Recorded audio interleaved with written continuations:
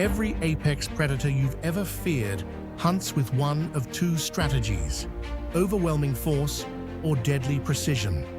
The lion crushes your throat. The shark tears you apart. The crocodile drowns you in seconds. The Komodo dragon does none of these things. It walks up to you, bites you once, and then follows you for days while you slowly die. Not from blood loss, not from the wound itself, but from something far more insidious. Something that turns your own body into the weapon that kills you.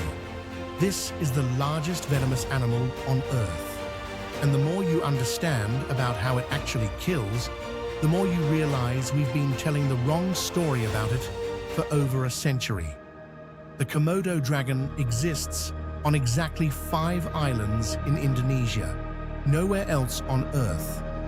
For millions of years, it ruled these islands as the ultimate predator, an animal so efficient at killing that it never needed to evolve further.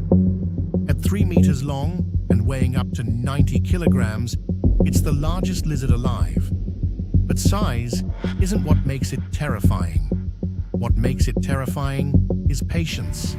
For decades, scientists believed the Komodo dragon killed with bacteria. The theory was simple. Its mouth was so filthy, crawling with over 50 strains of deadly bacteria, that a single bite would cause catastrophic infection. The prey would escape, but within days, sepsis would set in. The dragon would simply track the dying animal and wait. It made sense. It was repeated in textbooks, documentaries, museums. And it was completely wrong. In 2009, a team of researchers made a discovery that rewrote everything we thought we knew. They found venom glands, not in the throat, not in some secondary organ, but in the lower jaw, secreting a complex cocktail of toxins directly into the wound through grooves in the teeth. The Komodo dragon isn't a scavenger with a dirty mouth. It's a venomous predator, more sophisticated than a rattlesnake. Here's what the venom actually does, and this is where it gets disturbing. The venom contains anticoagulants that prevent blood from clotting. It drops blood pressure rapidly. It sends the prey into shock, and it contains compounds that cause excruciating pain and muscle paralysis. But here's the key. It doesn't kill instantly. Instead, it creates a cascading system failure. The animal can still run, still escape, but with every heartbeat, the venom spreads. Blood won't clot, pressure drops, muscles weaken, and the Komodo dragon knows this. It doesn't chase, it doesn't rush, it walks, because it knows the prey is already dead. It just doesn't know it yet.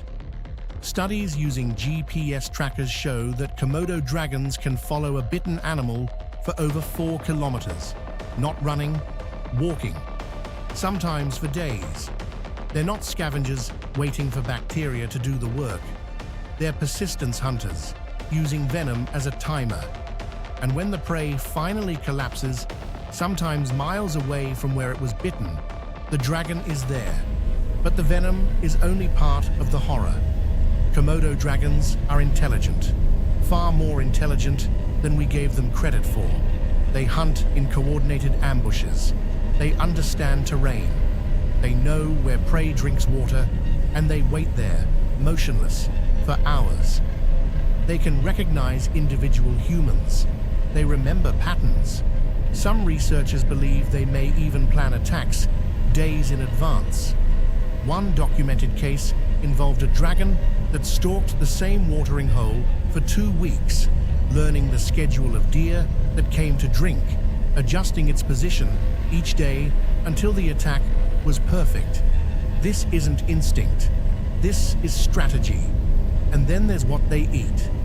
Komodo dragons have the most acidic stomach of any vertebrate. Their digestive system can dissolve bone, horns, hooves, everything. A dragon can consume up to 80% of its body weight in a single meal, including the skeleton. After feeding, they've been observed coughing up compacted balls of hair, teeth, and horns, everything their stomach couldn't dissolve. They call these gastric pellets. But here's the part that makes your skin crawl. They're cannibals. Young Komodo dragons spend the first years of their life in trees because if they stay on the ground, adult dragons will eat them, their own species, their own offspring. In fact, up to 10% of a Komodo dragon's diet is other Komodo dragons. And it gets worse.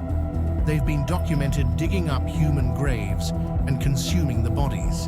In areas where they live near villages, they've learned to associate humans with easy meals, not as predators, but as prey. There are verified cases of Komodo dragons killing humans. Not many, but enough. In 2007, an 8-year-old boy was killed. In 2009, a fisherman bled to death after being bitten. In 2017, a tourist was attacked inside Komodo National Park. And here's the thing that should concern us most. Komodo dragons are evolving. On islands with human presence, they're becoming bolder, less afraid. They're learning that humans are slow, weak, and predictable.